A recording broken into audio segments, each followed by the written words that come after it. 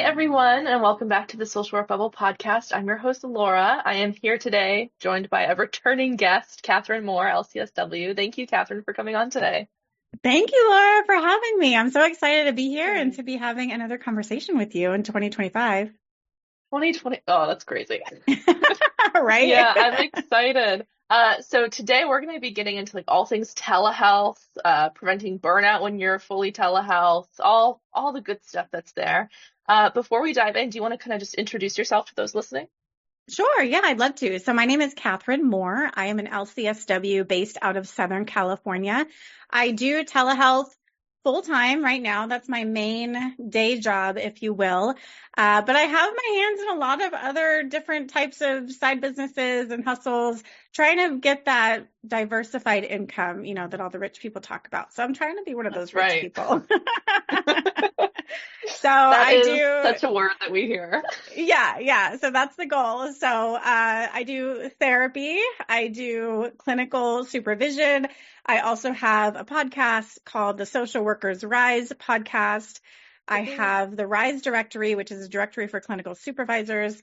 I have a couple books on Amazon. I'm revamping my clinical supervision log. Exciting. And because I put out like I'm not a creative, like artsy person. I'm just not. So I put out the most basic thing and people were like, "Oh, Catherine, you got to work on that cover." Oh no. So so I'm revamping the cover. There's going to be version 2 coming Oh, out on awesome. Amazon in time for the new grads. But if you like black covers and you're a basic person, then it's perfect for you. That works. Um, yeah. So some books, do speaking engagements. So I like to stay busy and diversified. Yeah. Wow. You are in it. You've got a lot going on. That's awesome. So right now, I mean, that's all that you're doing. How long have you been doing telehealth? Is that what you've always done, or it's a new thing for you?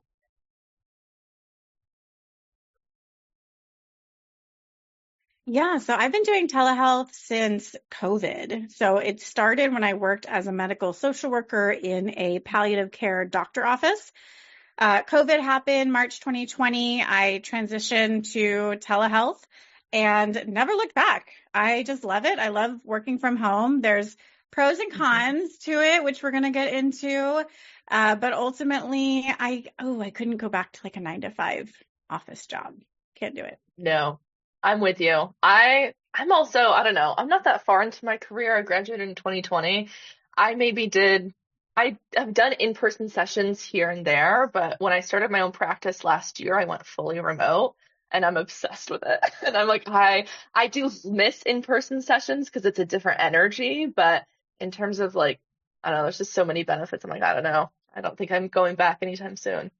Yeah, it works. And it depends a lot on your clientele too. I specialize in women with anxiety. So they're women who are busy. They're busy at home. They have Yeah, newborn babies. Sometimes they're on the phone on the session with me folding laundry. So it works. love that. That's very true. It's convenient for everyone. Getting into kind of like what you like or don't like about that, what are the things you've noticed in your experience? Yeah. So like I said, I love telehealth. I think the thing that I love most and why I would never go back to a 9 to 5 is ultimately because of the freedom and flexibility that it gives me. So Yeah. in the mornings, I drop off my daughter at school. I'm able to either go to the gym or come back and start my day at 9 o'clock. After I start my day, I'm on with clients anywhere from usually between 9 to 4 is what I found Nice. as my sweet spot. And I'm able to schedule a little break in there to go pick her up from school if I need to. And she's home and I will, if she is home, like during spring break's coming up, I'll say, okay, Mhm. I have a call. You cannot make any noise. Stay in your room. Do not ask me any questions unless you are bleeding or the house is on fire. She's like, okay, Mhm. mommy. So That's so funny. so that's the good thing and the bad Mhm. thing because also too, I don't live in a big place. I'm in Southern California, so I have a 2 bedroom condo and I work at my kitchen table. So Yeah. that's a drawback that I don't have my own office or my own space. So I have to Mhm. kind of tell the family like, all right, leave. Or sometimes I'll Yeah. I'll go to my daughter's bedroom and work in there because it's a quiet private Oh, space. that works. Yeah. Yeah. So Mhm. that's like the pros and the cons there as far as the freedom, the flexibility. And we can't really like debate with the pay. The pay is really good. It's true. And Yeah. I even tinker with these, I was like, okay, maybe if I go back full time, I'll get health insurance, right? And I'll get some Mm. benefits and some paid time off because that would be nice. That's a con that you don't get Yeah. that. I hope you can edit out these pauses. Yeah. We'll be Okay. good. Okay. That's definitely a con is not having the benefits. So I go online and ultimately Mm. the hourly rate for being gone from the house for 40 hours a week, I can't do it. And so No, the pay rate for private practice is really good too. that's Yeah. very, very true. I'm with you. I was just talking to someone the other day about health insurance and and all the places I've worked, I guess I've always been a fee-for-service therapist. I've never had health insurance except for the group practice I was at before I started my practice. And even then it was super expensive. And me being in my own practice, I make way more money and I just get insurance to the state marketplace and it's fine. And so it makes sense. I do just love working from home and I like bake bread during the day. And sometimes I'm like, oh, you know what, let me just do this load of laundry real quick. Or it's very convenient for my life. Yes. Yes. I feel like it's the introvert's dream. Like It really is. I can just be at Oh, home. I so do. I true. do that too. I make myself these fun lunches. Like I'll make homemade Mhm. soup or I'll like clean the house if I need to. Laundry. Yeah, it's great. The flexibility is great. And I love not commuting anywhere. Mm, And to the point, so anxiety specialist here, right? I know that yeah. our anxiety gets worse when we avoid things, and it's Mm. happening to me. So whenever now when I Oh. drive on the freeways in Southern California, I'm like, this is why I don't commute. Ugh. Oh no. Yeah, my big thing has been I'm just like so aware of time, which I guess can cause its own anxiety that I have to be mindful of.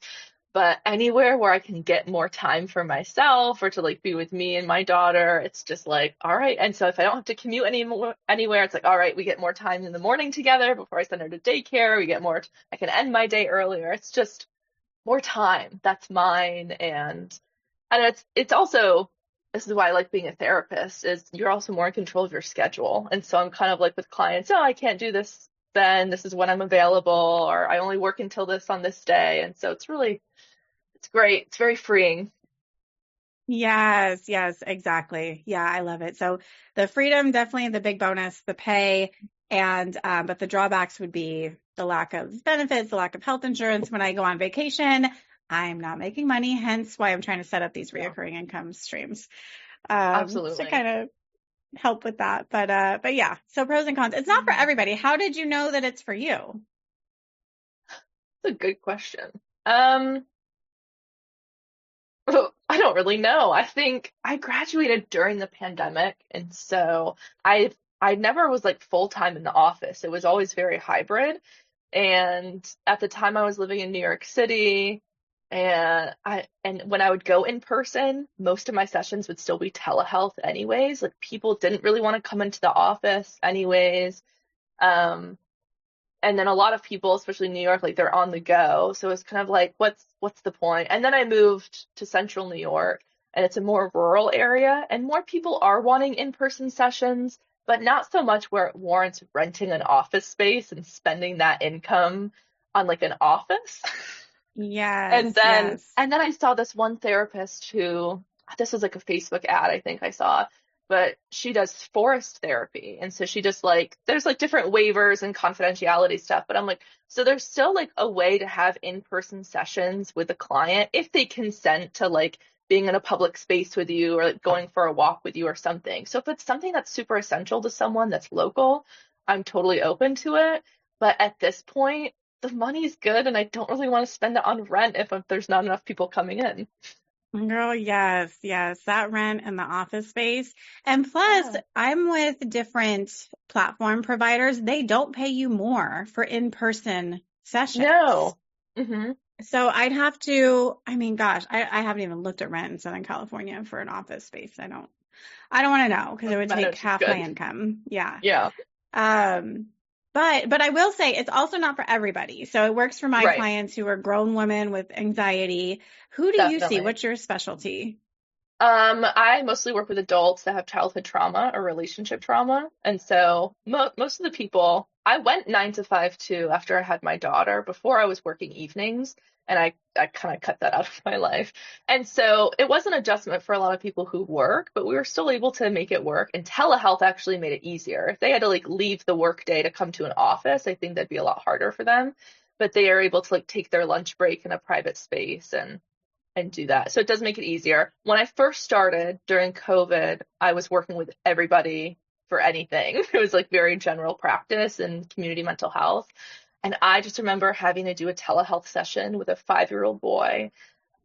And it's just like it was impossible. It was so impossible. And I could not hold his attention. And like we even tried to play games and it just was not happening. So it's definitely if you're working with kids, in person is the way to go. Telehealth is Yes. pointless. Yes, it's true. I worked with children also for a very short period of time until I realized it's not my Hmm. jam. And the ones that I could see were 11 and older. Yeah. Anyone younger than that, I saw a child, they must have been about 5. It's video session. So they're running around the house with the phone, shaking everywhere. It's like Blair Witch Project. I'm like, oh gosh. Yeah. I'm That's like, not awful. appropriate for telehealth. But maybe, No. maybe there's some people out there who can figure that out. That's just not Yeah. me. I'm with you. I couldn't figure it out. I couldn't quite do that. But no, with adults, with the people I work with, it goes great. But now that I am in a more rural place, I have considered things, never to the point of renting an office. It's just, I don't know. I can't part with my income in that way.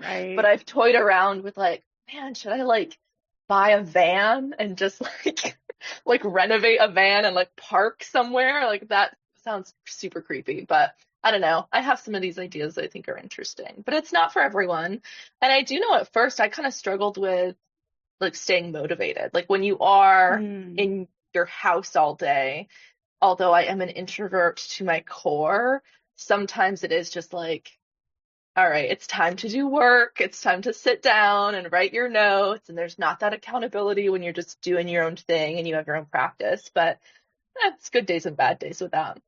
Yeah, for sure. And I will go to the coffee shop at least once or twice a week for Right. that reason. I love doing my Mhm. notes in the coffee shop.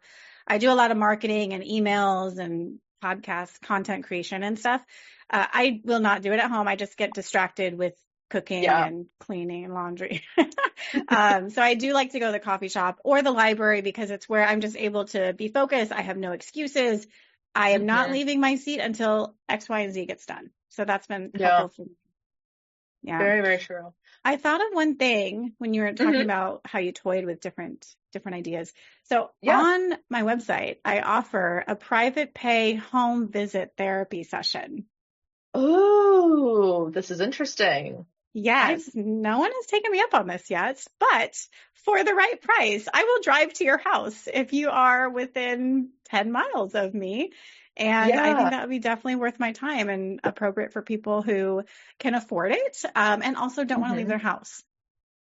that's true. That's a great idea. I'm writing this down real quick because I love that because I do think, I don't know, if people really want it, like I like to have that option for them, but I don't want to make it such a big part of my life either. That's Yeah. great. It'd be like 2 or 3 clients max on one day of the week that I'm doing this.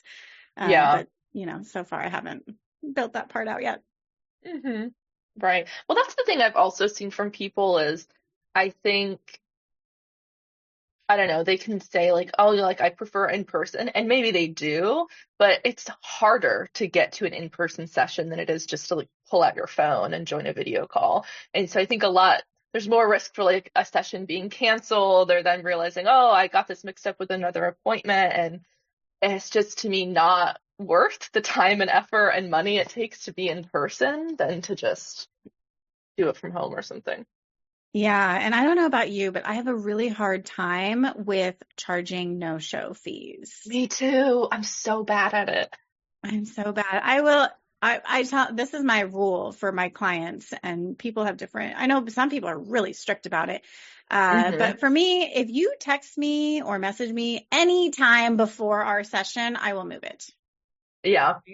But I Mhm. think too, that comes with the flexibility of being telehealth, because if somebody cancels our session, I'm not just sitting by myself in an office. I have stuff to do, Mhm. or I'll go take a nap, right? It's not Yeah. like a big deal to me. But Right. I will use it if people start to make it a habit, or if they take advantage, or if they're just not communicating with me, then I will Hmm. charge them a note. But I hate doing it. I think the one time I had to do it, they just stopped seeing me after that. Oh, that's awful. Yeah, Whoa. yeah. Yeah. No, I'm so bad at it too. I'm like, I really look for an excuse for them. So I don't charge it. I'm like, okay, well, were you sick? Like what, like did something happen? Like or can we move the appointment and then it's fine? And Yep. rarely ever. And even with clients that give me no notice, I know them well enough where I know that they truly just forgot. And I'm like, I don't want to Right. knock you for like that happens to me and I don't want to be stuck with this cancellation fee. I get it. So it's Yeah. hard. For me, I'm like, well, you're living life. You were taking care of your mental health. Oh my gosh, I Right. could justify it all day. Oh, that's so funny. With you being telehealth and you have a million things going on that you're involved in, what's been your experience with burnout and trying to make sure we avoid burnout? Girl, been there, done that. Hmm. So I burnt out once really good. I mean, bad, really bad. I don't know, whatever. It was burnt out. Yeah. And then I was halfway there a second time, and I recognized what was happening. And I thought, oh no, this is not happening again. Yeah. Because the first time, man, I was just a mess. I was crying every day. I was stressed out. Right. I was getting in trouble at work because I wasn't keeping up with my work and my notes. I was half-assing the Same. visits because I'm constantly like with this person, like, okay, is there anything urgent? Do I need to be here? Are they okay? Are Hmm. they going to kill themselves? No? Okay, I think I can go now. And it wasn't very like Right. Hmm. quality work.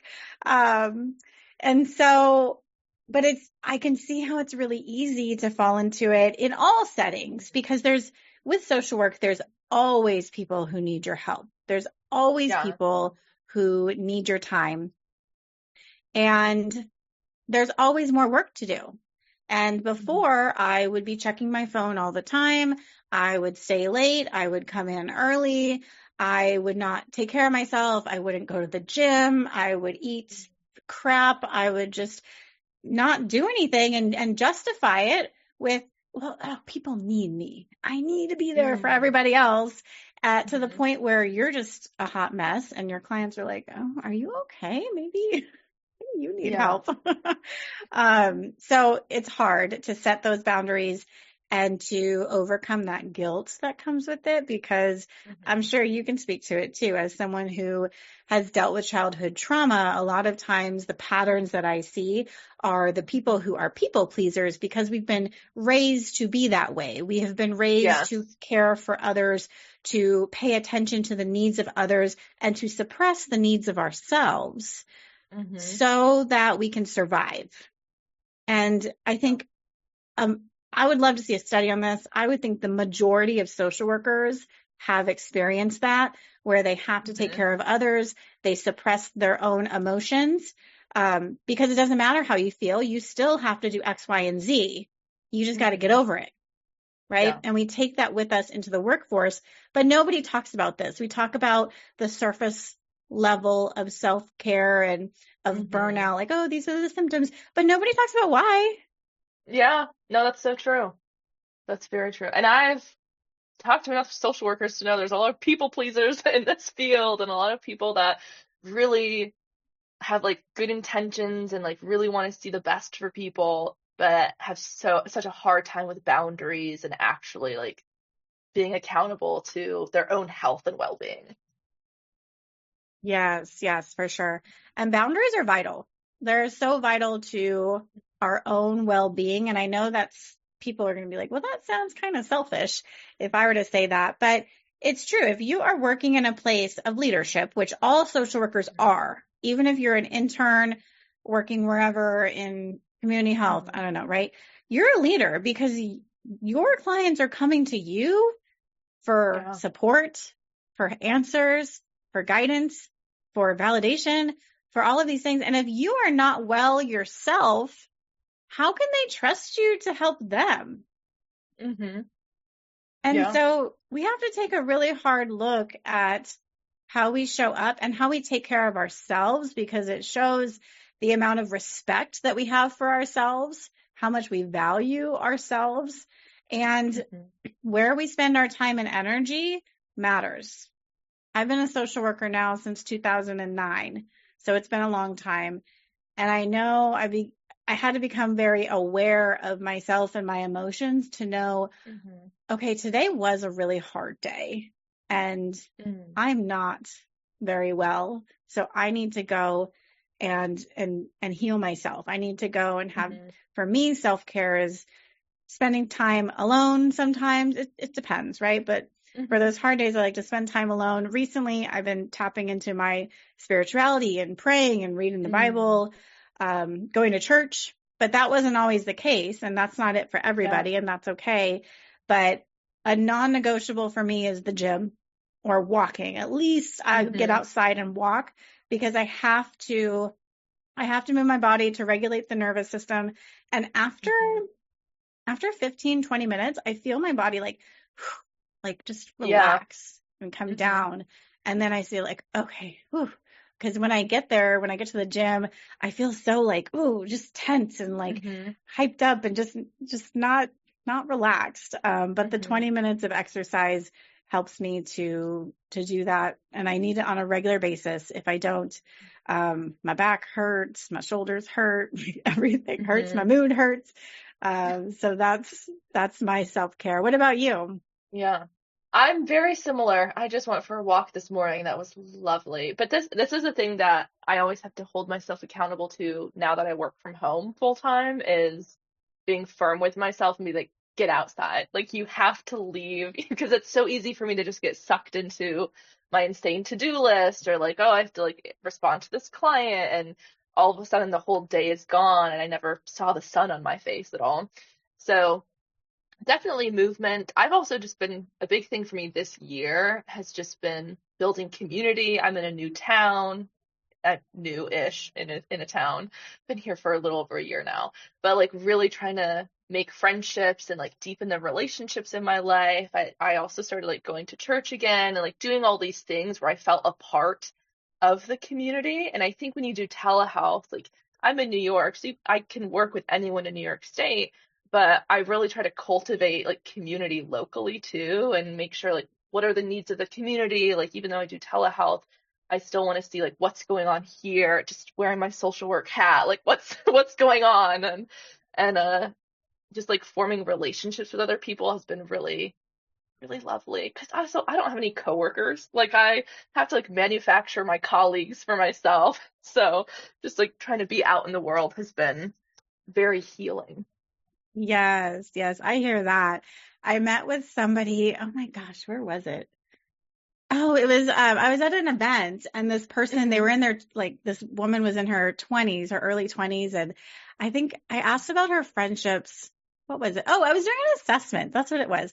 I was doing an Hmm. assessment, but I ended up working with her and I was asking about her friendships and she's like, "Oh, okay, well, I have my IRL friends and then I have my internet friends." And I thought, "Oh my gosh, now we're at the point in society where we're specifying in real life friends, Right. which I can definitely relate to because you're one of my internet friends." That's right. And it was just so funny. But how do you do that? Okay, as an introvert, networking Mm. and community things and trying to make new friends, that sounds very intimidating. What are your secrets? It is extremely intimidating. I'm a shy introvert to my core.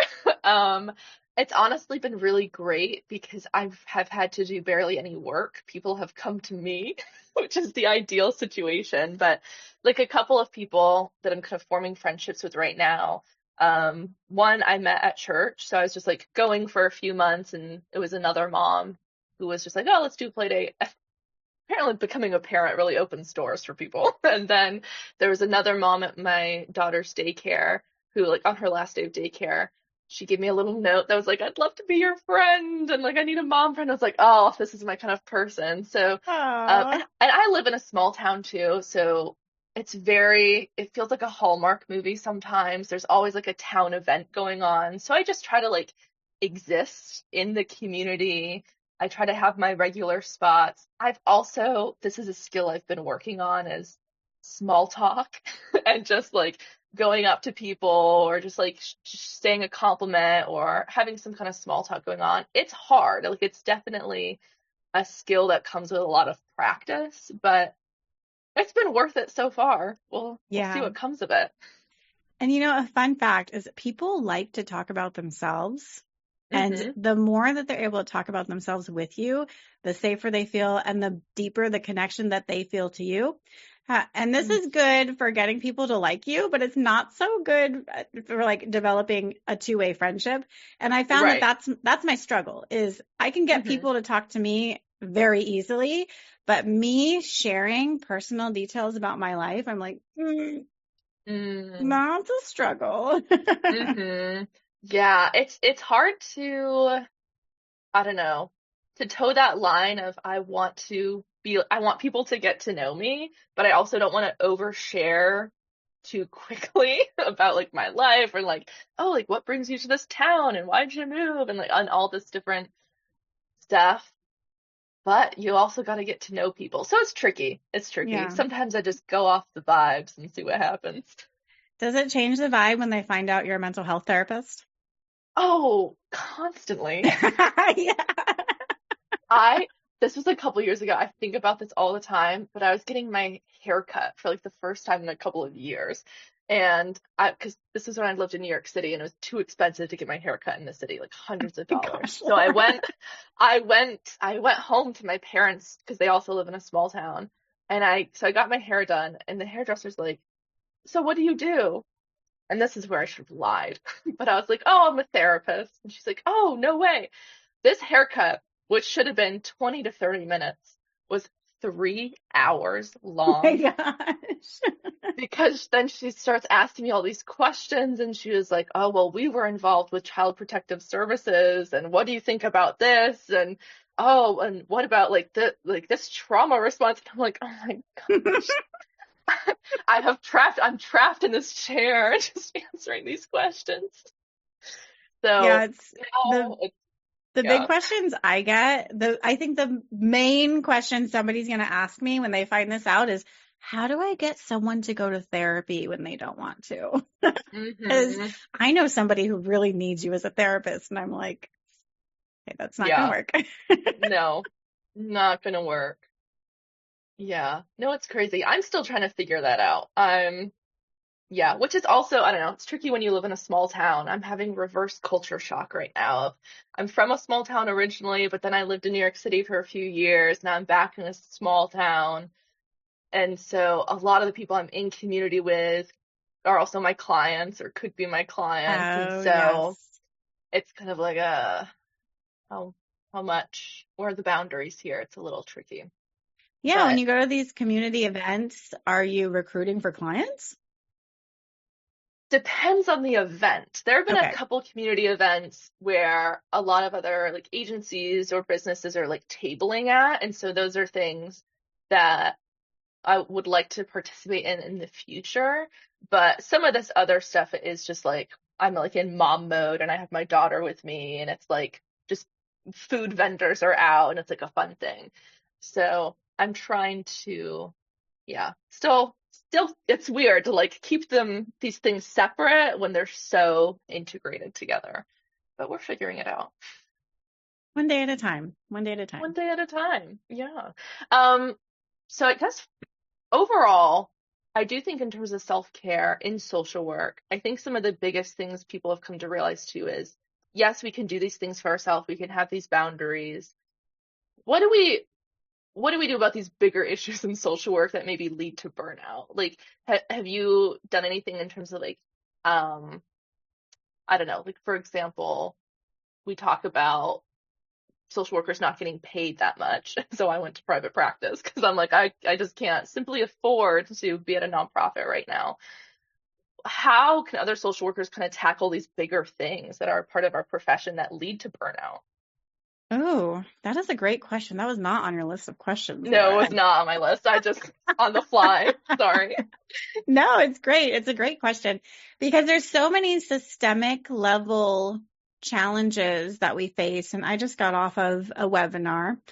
It was a macro focused webinar and just talking about the different stressors that especially college students are feeling, right? Because it's Mm, coming at you from all different directions, right? You have your internship, your family, your job, you have the schooling and the tests and the writing, and then you also have all this political drama that's been hmm happening and all of these threats to public to public programs, to SNAP, hmm to your health care, to tuition assistance. So there's so many different stressors that are out there. And man, what was the question? I get just like how other social workers I get can like prevent burnout when there's these Okay, bigger factors that contribute thank to you. burnout. Yeah, I got lost in all of the stressors. Um, Hmm so what I've been doing, and this might not work for everybody, but honestly, I've just been focusing on my circle, my community, right? So Yeah. my health, making sure I'm well, my health, my family, and my community. hmm Because when I start watching the news or get lost on Instagram and the wars and all of these big systemic issues, oh man, it's overwhelming and it stresses hmm me out and I can feel my anxiety rise and hmm I just can't cope with all of it at one time. hmm And no one can, right? Because we're Right. not designed to cope with all of the problems of the world. We're suited to cope with what's in front of us, what's in our control, right? hmm And it's when we feel powerless is when all the anxiety comes in and when our mental health begins to suffer. But when we can refocus our attention onto where our power lies, what is in hmm our control? What can we do right now, here, today, that's going to impact your life today, right now, or plant the seeds for your future, right? So I really try to draw in. I try not to get lost in the news. I try to stay aware of what's happening, but really just spending just a couple minutes a day on the news and consumption and saying like, okay, these are the things that are important to me. I want to get the highlights of it, but then I'm moving on. I'm not hmm going to just sit and dwell. Yeah. No, very true. I found that just with myself too. Like when I'm getting lost in all of it, I go outside, maybe grab a coffee at the local cafe, and I'm like, oh, we're fine. Like, we're good. Let Yeah. me actually touch grass for a second and like be in the world. And obviously these things are still going on, but it's very grounding when you're not so like lost in all of the scrolling and the million pieces of information coming at you at once. Too much. Yes. Yes, for sure. So for example, I just had this conversation with my sister this morning. I was telling her how our our condo. So I'm in Southern California. I live in a little condo Mhm. and our condo city, county, the whole freaking state has been zoned as a fire zone. And so Oh, insurance companies won't insure our buildings for wildfires, which is a huge problem. And so in yeah. order to afford insurance for the condos, they didn't even want to tell us what our monthly fee would be, but it'd be like $1,000 a month to try to Oh my keep the, gosh. yeah, extra in addition to what we're paying. And so I'm stressing out with my sister, like, I don't know what's going to happen. I don't know what we're going to do. So all of hmm this is in October. And then I kind of end with, okay, I vented, I stressed about it. I don't know what the answer is, but for today, I have my condo, I have money, I can pay my bills, That's and I'm right. gonna go get to work. So it just kind of speaks to your point about just grounding that like hmm for today, you're going to be okay. And if these problems do come up, you're going to figure it out. Humans have been hmm figuring out problems for hundreds of years. This is not going to be any different. You are not the first. You will Yeah. not be the last. You will figure this out. This is very true. Uh, very, very true. Well, Catherine, any big piece of advice you want to share for those listening? Anything you really want someone to walk away with today? Yeah, I would say that if you're letting fear of the unknown keep you stuck in a situation that you know is not sustainable, go ahead and I give you permission. Go ahead and change it. It takes courage. It takes a lot of hard work, but it is also equally, if not more difficult, hard work staying stuck in a situation, trying to keep your head above water in one that you know is not going to be sustainable in the next year or 2 or 5. So if Mm-hmm. that is you, one, start with yourself, do a check in with yourself, set those boundaries, practice. It